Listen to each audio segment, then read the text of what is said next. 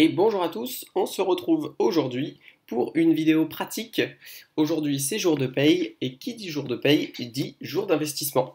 Donc je viens tout juste de recevoir ma paye, compte tenu de mes comptes on va pouvoir investir comme c'est souvent le cas tous les mois la somme de 1 000 € et je vais vous montrer un petit peu comment je fais. Le processus est assez rapide, assez simple, donc je vais vous montrer voilà, qu'on peut faire ça de manière extrêmement artisanale. Pas besoin d'avoir des super logiciels qui vous disent comment équilibrer quoi que ce soit. Donc petit point aujourd'hui du coup sur le PEA à ce jour-là.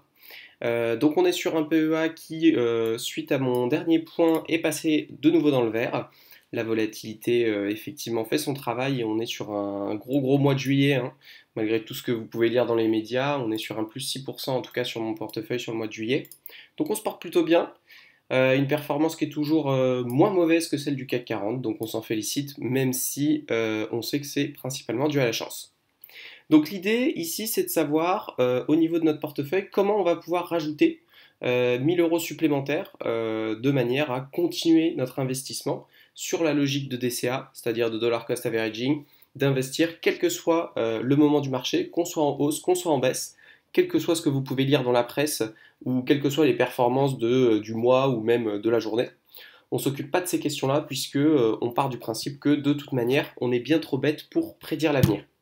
Donc l'idée c'est que le meilleur moment pour investir, eh bien c'était hier, sauf qu'hier, j'avais pas ma paye, donc je ne pouvais pas investir. Et par contre, dès que je le peux, eh bien j'investis, j'attends pas une semaine, un jour pour voir comment ça évolue, je le fais directement de manière automatique. Comme ça, il n'y a pas de biais cognitif à vouloir timer le marché. Alors comment je fais pour choisir où est-ce que j'investis puisque j'ai plusieurs lignes? Eh bien en fait on va faire ensemble le processus qui est assez simple, qui consiste à reporter l'état de mon portefeuille. Ça c'est la dernière fois que je l'ai reporté, donc c'était le mois dernier, donc c'est pas à jour. Alors bien évidemment vous pourriez trouver des logiciels, vous pourriez coder simplement des trucs qui vous permettent d'avoir la valeur actuelle de vos lignes sur votre portefeuille financier. Moi j'aime bien le faire à la mano, je le fais à l'arrache, mais ça marche très bien. Donc notre première ligne, on est sur 27,7 et donc ça va nous donner tout simplement notre proportion, hein. Je vais vous expliquer tout ça après. L'Asie, on est sur du 26, 21,6. Hop. Ensuite, on a l'Europe à 12,3. Hop, 12,3.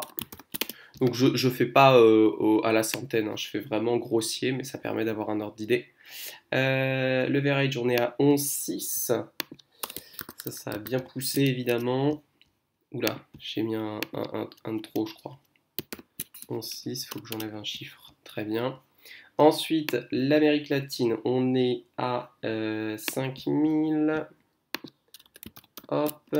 Donc là, je reporte tout simplement les valeurs actuelles de mes lignes qu'on voit juste ici, hein. Le Nasdaq est à 4700. On a le small cap à 3300.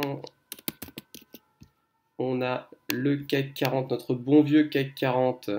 On est à combien sur le CAC? 22. Hop.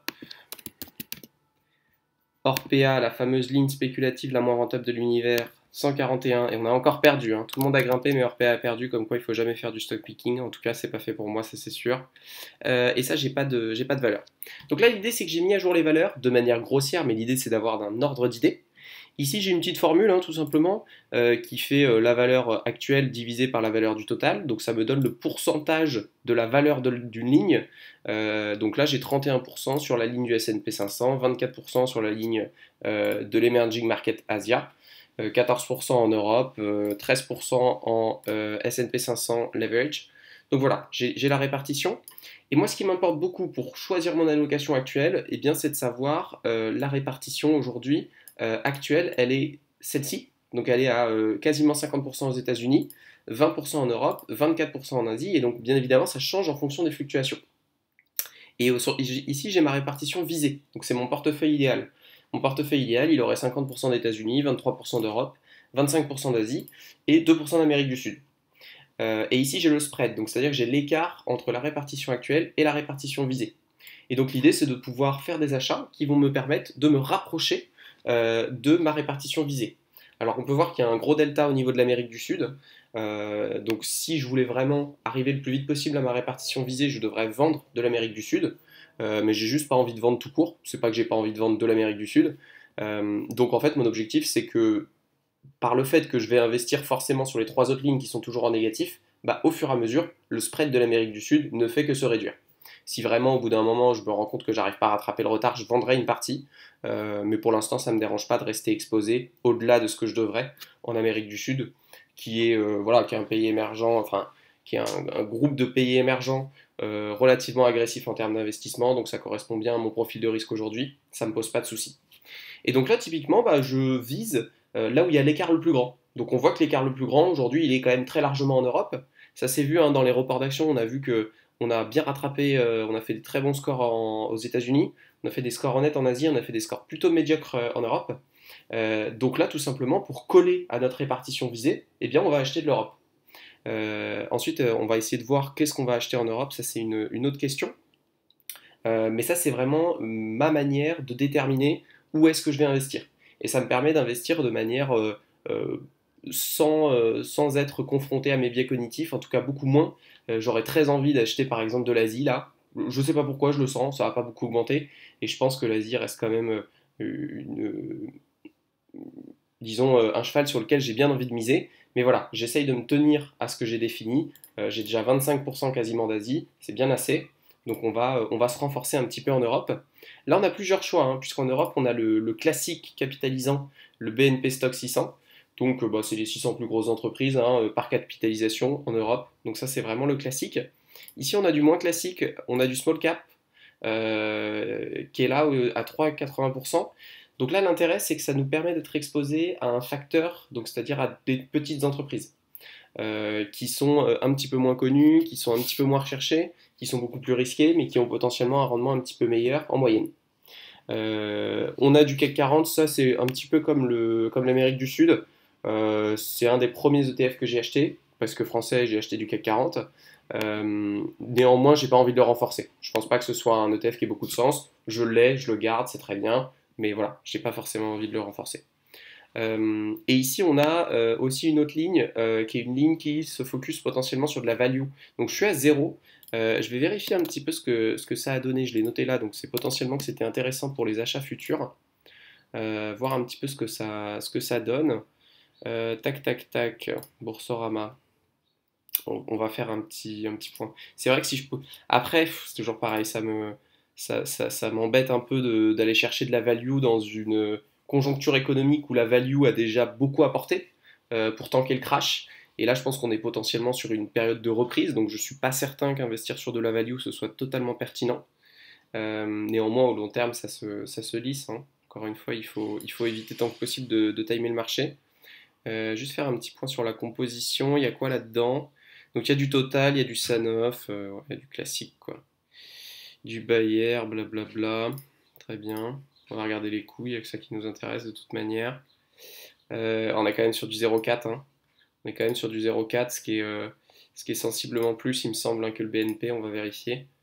Mais le BNP doit être à 0,20 de mémoire, ouais c'est ça. Donc c'est quand même beaucoup, hein. Ça paraît pas beaucoup, mais 0,2 de différence, c'est beaucoup.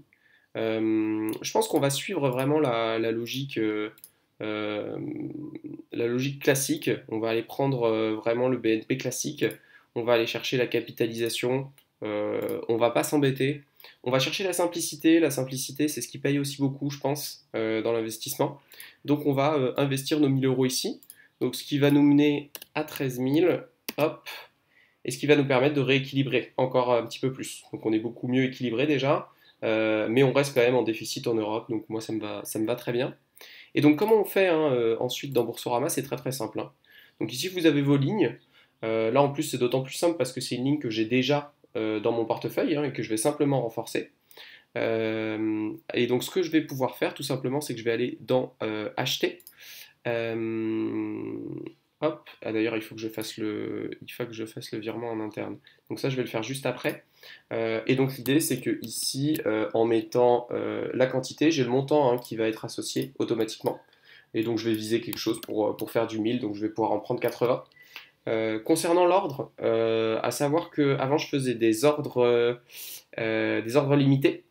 Donc les ordres limités, là je ne veux pas vous faire un cours sur les ordres, mais ça vous permet vraiment de contrôler le prix, c'est-à-dire que vous allez acheter 80 au prix que vous avez déterminé. Et en fait, si par exemple le marché n'a que 70 actions à vous donner à ce prix-là, bah, vous en récupérez 70 et votre ordre reste en attente pour les 10 restantes. Moi, ce que je fais depuis maintenant un bon paquet de temps, c'est que je traite uniquement sur des ETF qui ont énormément d'encours, énormément de liquidités. Et donc en fait, le bénéfice de l'ordre limité, il me fait gagner 4 euros. Et honnêtement, ça n'en vaut pas la peine. Et encore 4 euros, je suis généreux. Donc aujourd'hui, je fais des ordres marchés, ce qui est à peu près la chose que personne ne vous conseillera de faire. Mais en réalité, si vous travaillez sur voilà, des éléments qui ont beaucoup de liquidité, ça change vraiment pas grand-chose.